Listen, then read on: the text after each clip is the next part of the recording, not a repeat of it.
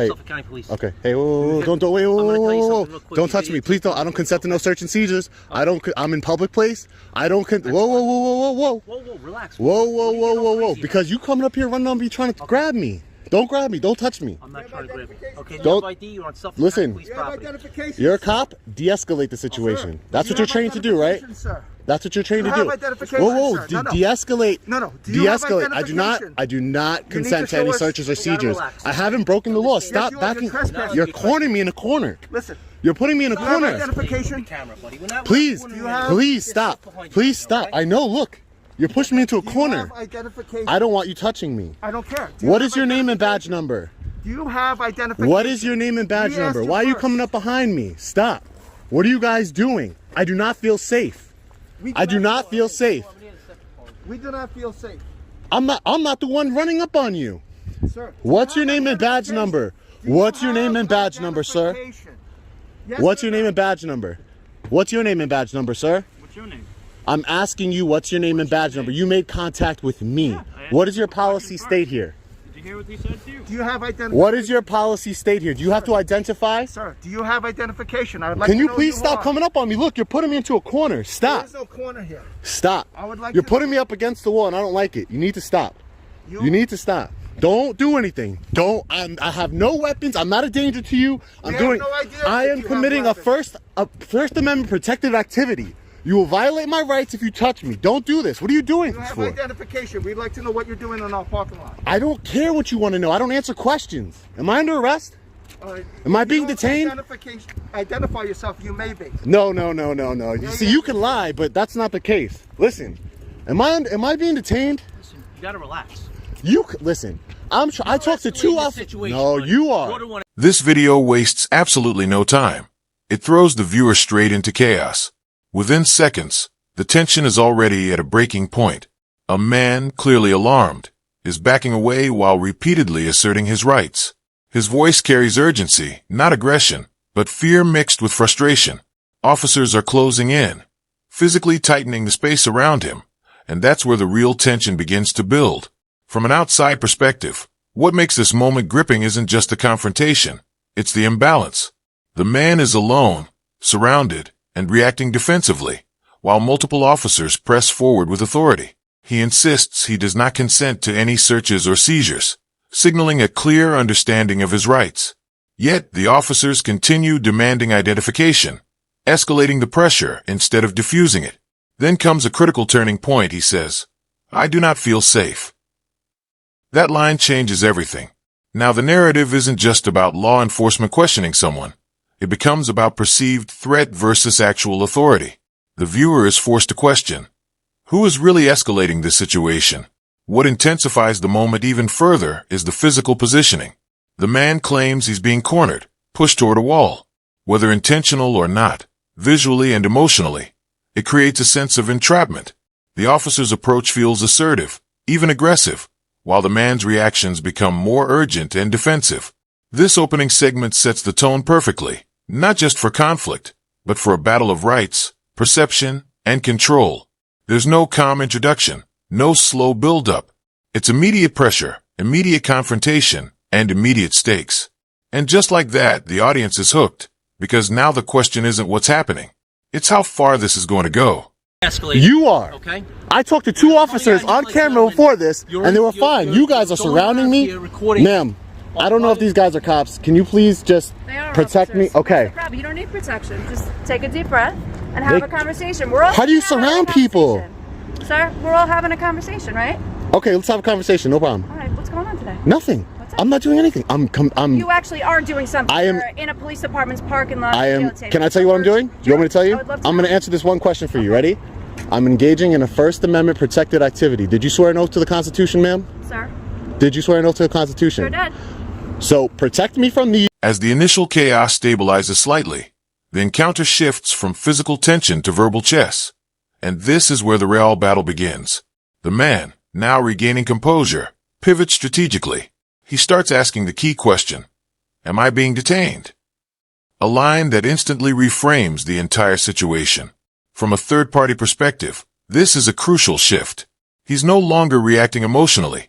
He's now controlling the narrative. The officers, however, continue pressing for identification, but without clearly establishing a legal basis. This creates a visible disconnect between authority and justification. What makes this segment compelling is the clash of understanding. The man confidently asserts that he's engaged in a First Amendment protected activity, while officers counter with vague suspicions and repeated requests. It becomes less about enforcement and more about interpretation of the law, and neither side is backing down. Then comes another pivotal moment. He accuses an officer of grabbing him. That allegation instantly raises the stakes. Now, it's no longer just about rights, it's about potential misconduct.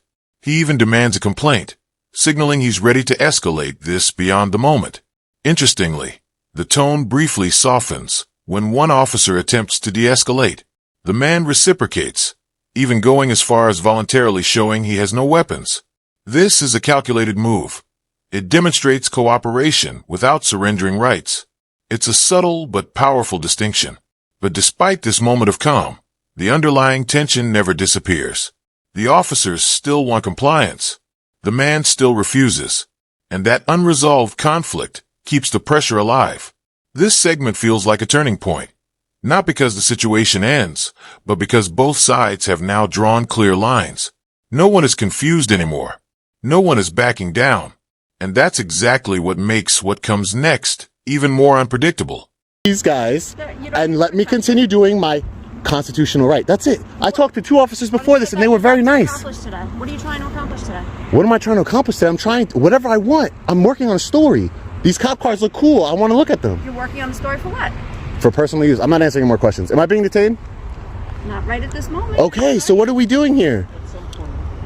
So what are we doing? At some point, what? This is public, sir. You need to learn the law. If you're gonna uphold the law, you need to learn the law. You could be a terrorist. You could be a That's the problem, wanted man. criminal. Listen, anybody on the street could be a terrorist or a criminal, but you guys have to learn the law. You don't come up to me. Listen, you came up to me and started grabbing me, man. That's not cool. I saw a video. No, I didn't. I have a wide-angle lens, so guess what? It's gonna see you grabbing me. And is touching another citizen an assault? Okay, I want a complaint for him.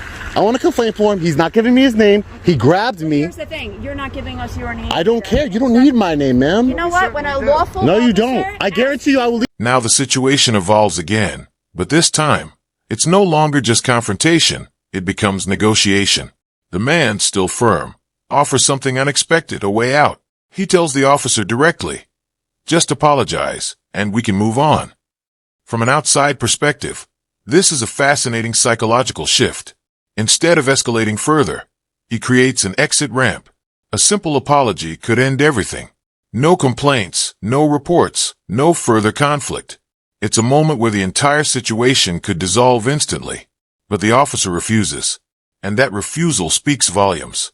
In that moment, the tension spikes again, not because of aggression, but because of principle. The man clearly feels wronged, specifically about being touched. To him, it's not minor, it's a violation.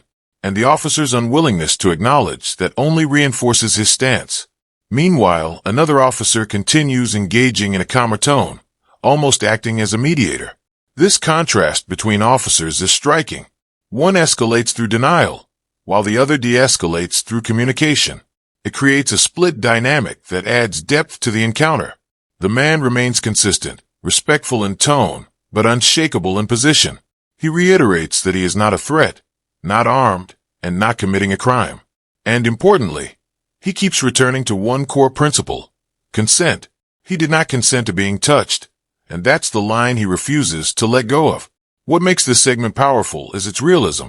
This isn't dramatic shouting or chaos. It's something more relatable. A disagreement over boundaries, authority, and accountability. And by the end of this part, one thing is clear. This is no longer just about rights in theory. It's about respect in practice. Leave here and you won't have my name, sir. Guarantee you that. All right?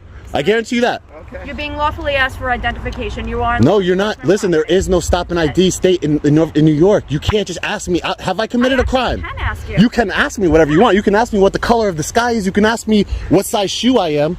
But I can answer you and say, no, thank you. I'm trying to be respectful. No, thank you. I don't want it. I don't consent to any searches. I don't consent to any seizures. I don't want to identify myself. That's it. I'm not committing a crime. I have no weapons. I'm not a threat to you. I'm trying. I told this man, listen, just no, I have no weapons. No weapons. Would you open up your coat and show us that you have no weapons? Sure, I'll do that for you. Just so that way. Just when it seems the situation might cool down, new officers enter, and with them, a fresh wave of tension.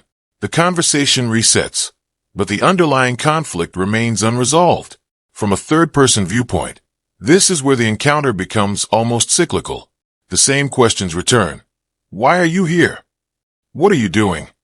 Can we get your ID? But the answers remain the same too: calm, consistent, and firm refusal. What makes this segment engaging is the man's composure. Despite everything that has already happened, he doesn't lose control. Instead, he leans into logic. He explains his purpose, observing, documenting, working on a story, all within his rights. Yet the officers continue framing his presence as suspicious.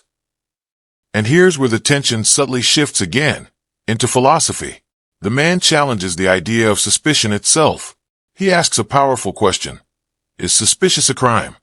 That line cuts straight through the entire interaction. Because if it's not, then what exactly justifies the pressure he's facing? The officers, meanwhile, attempt to justify their actions through procedure, mentioning reports, safety, and standard practice. But again, there's a gap. Procedure doesn't always equal legality, and the man clearly understands that distinction. There's also a noticeable tone difference here. These officers are less aggressive, more conversational. But even then, the core issue persists. They want compliance, and he refuses to give it. This part feels less explosive, but more intellectually intense. It's no longer about physical confrontation. It's about control of the narrative. And by the end, the man delivers a subtle but symbolic statement, walking away without identifying himself. A quiet move, but a powerful one. I'm opening my coat, just so that way you don't know. I appreciate Safety, safety first. I have nothing. I have nothing. Look, I'm going to turn around. I appreciate that. I'm going to turn around. I have nothing. The other side as well, sir? Sure, I have nothing. Okay. I'm going to turn around. You out your pockets for us? I'll do it, no problem. Because I want your safety first. That's what it's about. I want your safety first. Look, keys. All right. I want safety first. But this man, no, you came over here and started touching me, man. That's not cool. That's not cool. You gotta recheck your cameras, buddy. Okay, no, I know what I check my cameras. Okay, right. I want to complain for him. Okay, the front office is around this building to the right-hand side. You can walk in the All right, front thanks. and speak to And what's your name, sir? Hanley. What? Hanley. Hanley? How do I spell it? Hanley. I'm just gonna ask you what's N-E-Y. your name. This is for intel. Listen, I'm not. I showed you I'm not a threat. I have no weapons on me. I showed you I'm not a threat. Who's this? Other officers in uniform. Look, Okay, great. Yeah, because listen, wait, but you guys, this is a police headquarters, and you guys come at me with this regular guys. Okay, I get it. You guys are detectives, whatever, undercover, plainclothes. But I mean, he did come out with his badge, but you can't be touching me like that and putting me up against the wall, man. Having a conversation and answering questions keeps. I'm trying. They didn't even ask me a question, ma'am. They just came up to me and put me into the corner. If they would listen, you came here and you did your job. You came here and you de-escalated what you're trained to do. And what did I do in return? I showed you I'm not armed, and I've been nothing but respectful towards you. How about we move on with our day? I mean, you can move on with your day whenever you'd like, ma'am. I don't know what you need to do, but you can go and do whatever you want to do. I'm not stopping you from doing your job, ma'am.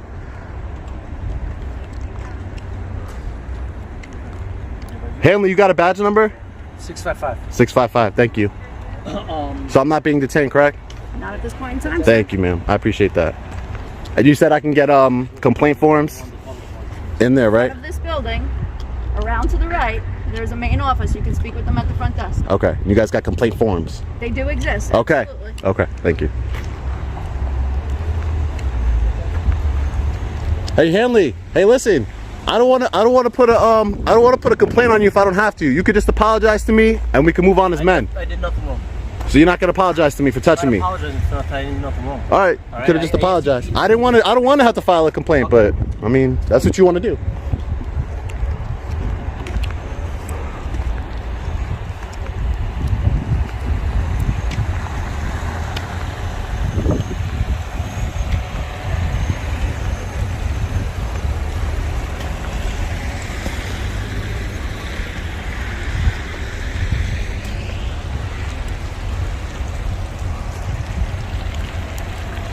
What's up, guys? Hey, can I get your name and badge number? Pulaski, 619. Pulaski? Yeah, like the road. And what's your name and badge number, sir? Calzone, like calzone, but with an F. Cal zone, what in that? Foul zone. You have Gotcha. any idea so we know who you are? You're not No. in trouble or anything. We just want to No, I know I'm not in trouble, sir. I know I'm not in trouble. But listen, this guy, your guys came up to me real hostile. We're here. I know. Starting new. So do you have any ID on you? I'm not relinquishing any ID to you. I don't want to identify so you're myself. asking for my name, but I'm asking for your name. But your policy states you have to give me your name. I don't listen. All I'm doing is following the law, and you're following the law. You gave me your name. You're Then being thank a you. little suspicious right now, walking around headquarters. What are you doing over I here? showed the other officers I had nothing on. I had no Okay, but what weapons. Are you doing over here? We just want to know what It you're still doing. doesn't explain why you're walking around police headquarters. Because my tax dollars pays for this car, so I want to check it out. I want to see what it looks like. I want to see if you guys got your inspection done right. Make sure everything's all right. Look, you guys are good. Yeah, 2021. See, I'm just checking you guys out, making sure everything's all right. That's all. I'm not doing nothing illegal, sir. I'm not. I have no malicious. A little fishy though. Yeah, but what crime is fishy? You don't think in 2021 it's not You're walking around police headquarters. fishy that you're walking around police headquarters? But is fishy a crime or a violation? No, but we have Is the right suspicion a to crime or a violation? ask you what you're doing here and why you're here. No, and the same way I could talk to you guys, right? This is a consensual encounter right now. If I want to walk away from you, I can, but I'm talking to you. I'm giving you. The difference is we're answering you and you're not answering us. Because I'm not going to give you my name. That's not what. That's my First Amendment right. I don't have to. But you're not like telling us why you're up here. I did. I told many officers. I'm working on a story. I'm checking out these cars. I'm doing everything right. That's all I'm doing, man. Did you tell them? Did you go inside? If you talk to them inside, No, I'm gonna go inside because that guy put his hands on me, so I'm gonna file a complaint on him. But I mean, no, of course, man. So you're not gonna tell us your name or anything? Like you said, we just want. No, I'm not. I understand that's your job. Listen, I'm not saying you're wrong for asking me for my name. That's your job to do that. I get that, but to give you my name is something that I don't want to do. You got anything you're hiding from us? There's nothing I'm hiding from you now. There's nothing. Just give us your name and be on our way. For what? For what? What do you need my name for? Is my name gonna make me any less dangerous to you, sir? I say you are dangerous. Oh, it just helps when we like write a report, you know. Yeah, that's what we want to do. Oh, I mean, you could write a report and put good citizen, all right? Good citizen. First name good, last name citizen. You could put that in your report, all right? All right, guys, you have a safe day, all right? All right. Take care. All right, you too.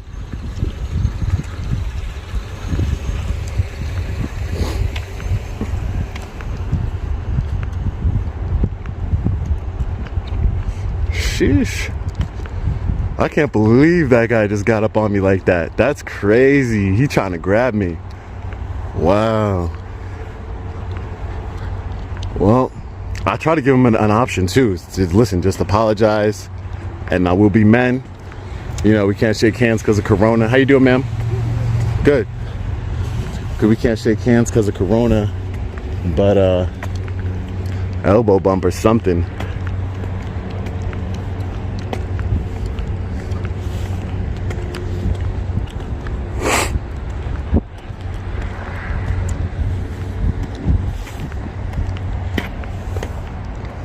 That's crazy.